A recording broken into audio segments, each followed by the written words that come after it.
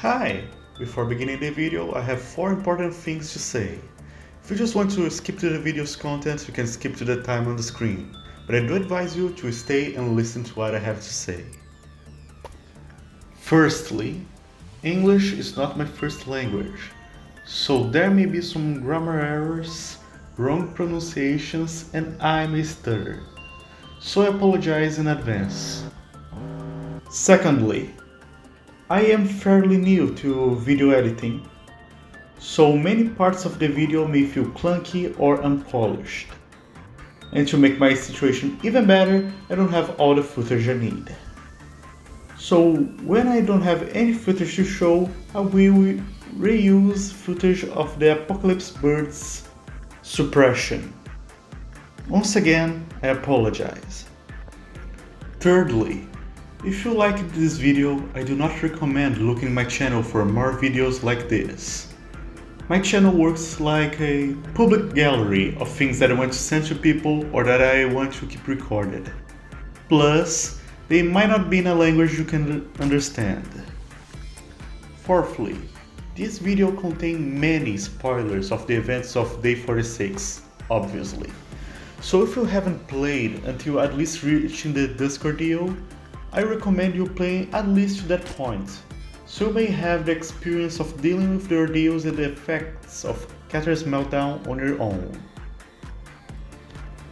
So we finally begin the actual video.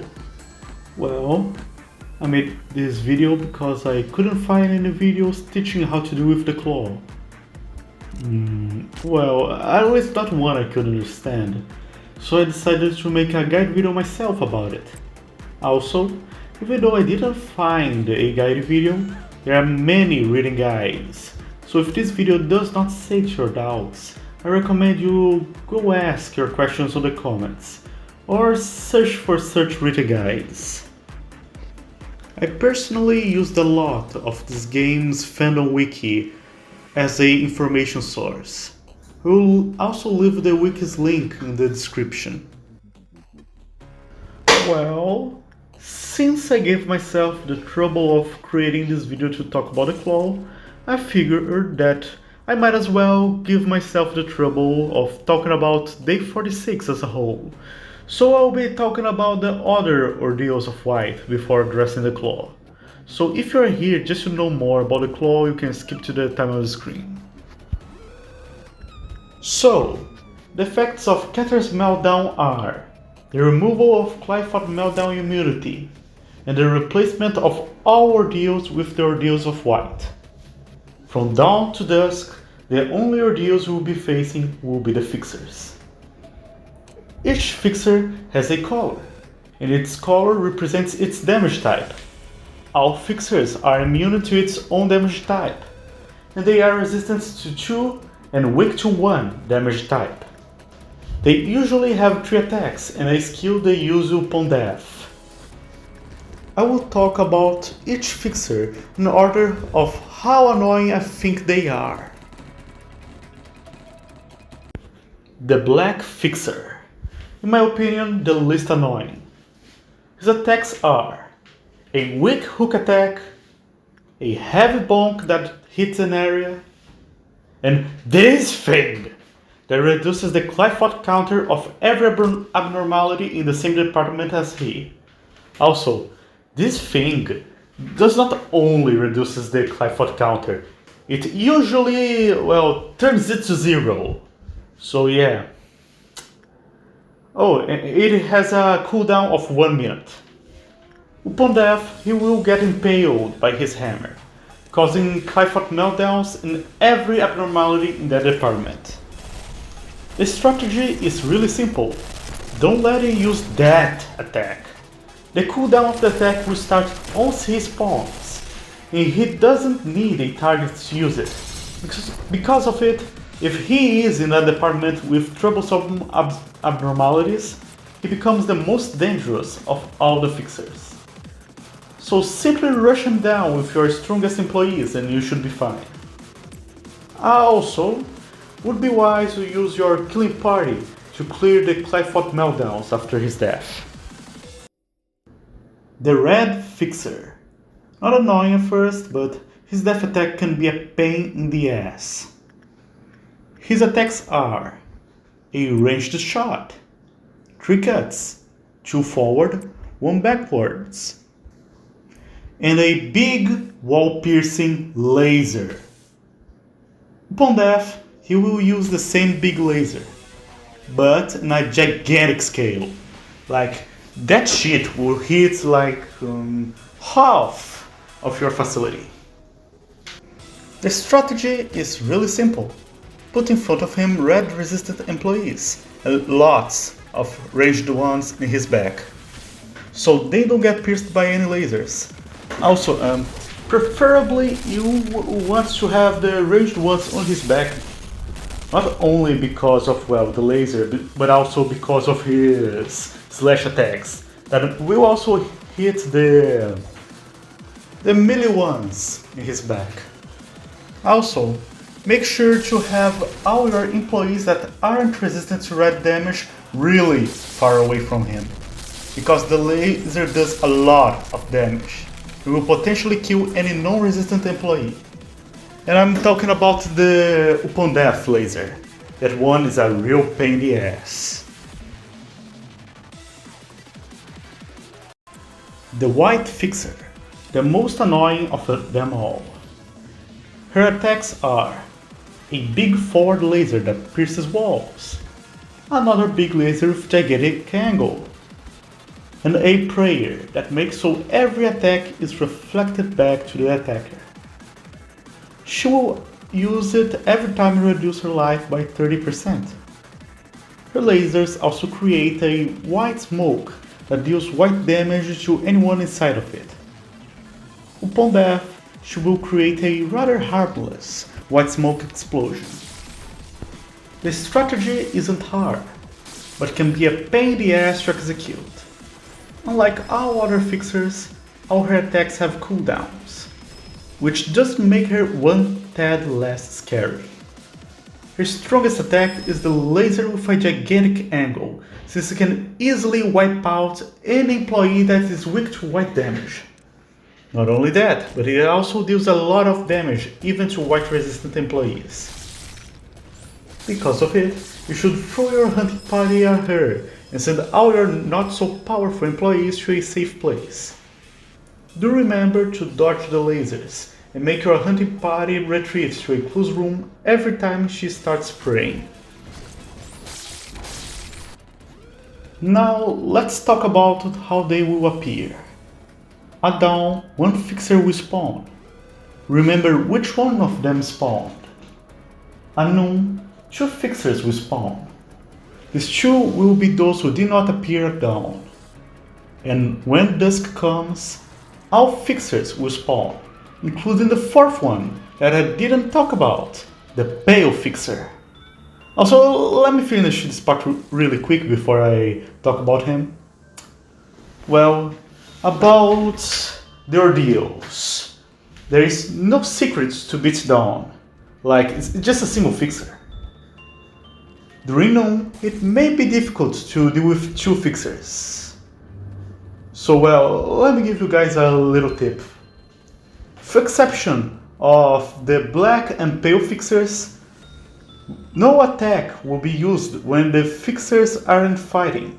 So if you want to avoid red and white fixers' lasers, it would be wise to execute any cleric attacking them. Dusk can be the hardest ordeal, even harder than the claw. Advise you using the rabbits to clear most if not all the fixers during dusk. They are really efficient at doing so, and their win rate is 100%. The Pale Fixer, in my opinion, the least annoying and the strongest of them. Unlike all other fixers, it has 4 attacks. Weak but fast shots, a barrage of blade attacks, a giant attack with a tentacle, and whenever he passes too much time without fighting, he will teleport to a room with agents. Upon death, a tentacle rips his head off. It rarely ever hits, but if it does, it will cause massive pale damage, killing anyone who isn't at least neutral to pale damage. He has the most straightforward strategy. Send an agent to entertain him so he doesn't teleport to a room with weak agents.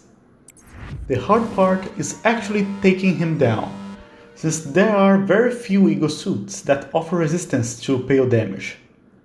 Because of it, it will be hard to find someone capable of reasonably tanking him. So to beat him, you are almost forced to have unlocked the pale bullets to protect your employee of choice. To get the pale bullet research, you need to have beaten Tifereth's meltdown. If you haven't, your best option is throwing the rabbits at him, since they really don't mind his pale damage. Also, sorry for the short footage of the pale fixer. The rabbits did a really good job at dealing with him.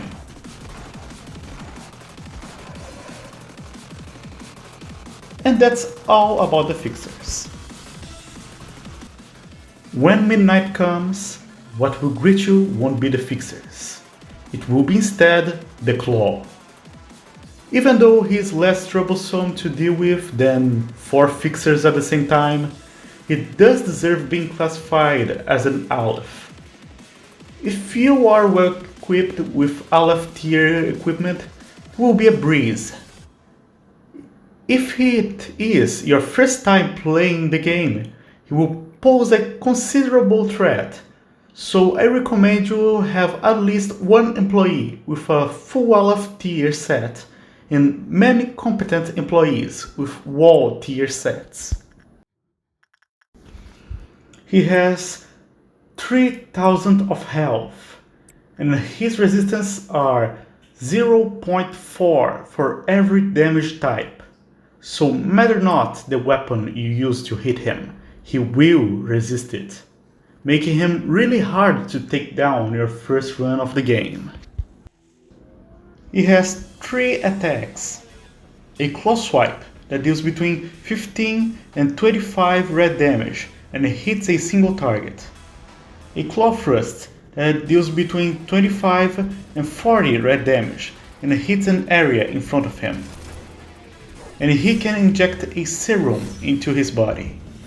Can use one of 3 serums. They count as a separate attack since their use isn't random, and have separate cooldowns. He will also stop a moment to cast the skill after using a serum. The cast will be interrupted and he will be stunned for 10 seconds if you manage to deal 200 damage during the cast, and each serum has a cooldown of around 40 seconds. Now let's talk about the serums. The orange serum will cause him to dash in a direction. He won't stop until he hits a wall, and everything in its way will take 100 red damage. It is the only serum that cannot be interrupted, so when you notice he will use it, you should try to dodge it. It is also the serum with the fastest casting, so you will be not able to dodge it every time. So just for guarantee, have all agents fighting him with at least 100 HP and a red resistance ego suit. The green serum will cause him to heal 120 health if he manages to cast it. The cast takes around 10 seconds, so it's fairly easy to interrupt it, but be aware that he will only use it after he has lost at least 120 HP. The blue serum will cause him to create a map of the facility and start marking your employees, marking up to 8 of them. After the casting, he will teleport to each of the marked employees and hit them with 25 to 35 black damage. The mark can be removed by making the marked employee enter a containment unit. By far his worst serum. It takes mad long to cast it, like around 50 seconds. And even if he is far away from you, the damage is almost neglectable. If you have an employee that can't take the hit, you can simply put a black shield in him. Now this is the part where the fight actually gets scary. Once he reaches 25% of his health, he will inject all of his serums at once and start casting. His casting position will be similar to the one of the orange serum, and during the casting he will become invincible and will start marking employees just like the blue serum. He will mark 6 employees instead of 8. By the way, you can still get rid of the marks by the same means of the blue serum. The cast takes 9 seconds, and once the skill is cast, the claw will dash through the walls, dealing 60 pale damage to anything in its path, and once he reaches a marked employee, he will take between 60 and 85 pale damage. After it, the claw will dash to its next target. This is his most powerful attack. Even if you have a facility nurtured over many runs, you still run the risk of getting everything wiped out just because of this single skill. Do note he will use it only once, after falling lower than 25% HP. The general strategy is really simple. Throw at the claw all your employees with good weapons and resistance to red damage. Since he resists every type of damage, any weapon from wall to Aleph is viable. And red resistance is essential because of his claw attacks and the orange serum. All employees that do not fit this description should be put far away from him. So if he decides to use the orange serum, no one will die from its weakness. He will always begin the fight with orange serum. So it would be smart to send an employee to bait the skill or hire Little Red Riding Hood to do the same.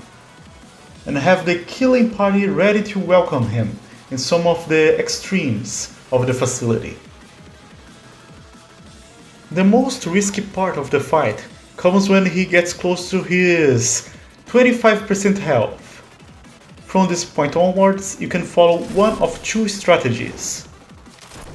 The first is sending the marked employees to work on abnormalities, so they can get rid of the mark. Do note you can send them to work on tools and cancel the work on them once they enter the containment unit. Doing so will be much faster than sending your employees across the facility to work on normal abnormalities. The second is, once he gets close to his 25%, you stop hitting him, and after it you wait him to use an interruptible serum. And then you send your entire facility after him. If things go north, you should be able to kill him before his turn ends and he uses his ultimate. Do note that even if he already used his ultimate, he can use it again if he manages to heal above his 25%. Neither strategies are flawless. Sometimes your employees will be in a terrible location, resulting in you not being able to get rid of all the marks, which may result in the death of some employees. Other times, you may not be able to mobilize your entire facility in time, resulting into him using his ultimate, putting you into a bad spot. Even if the second strategy is a tad easier to pull off, none are truly guaranteed to work. So pick your poison and good luck. And now we reach the end. Thanks for watching the video. It took some good hours to pull this video together. It took me 2 runs to get the footage, even if it wasn't of best quality. Regardless, I do hope this video helped you in some way. Bye!